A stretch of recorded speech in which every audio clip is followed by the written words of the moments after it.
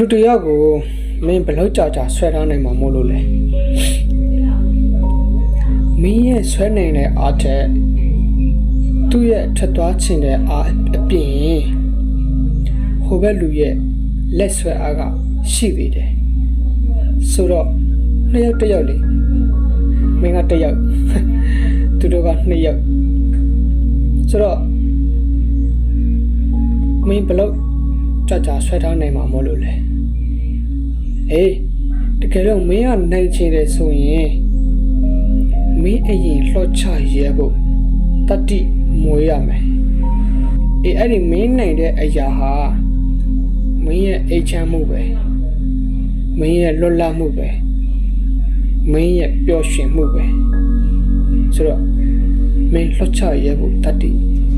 လိုတယ်ခင်များဆုံးတင်ရောက်ခင်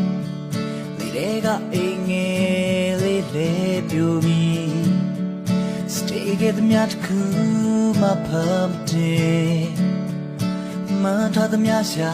ya nau cha kon bi pyan myo ni mi pyan la ding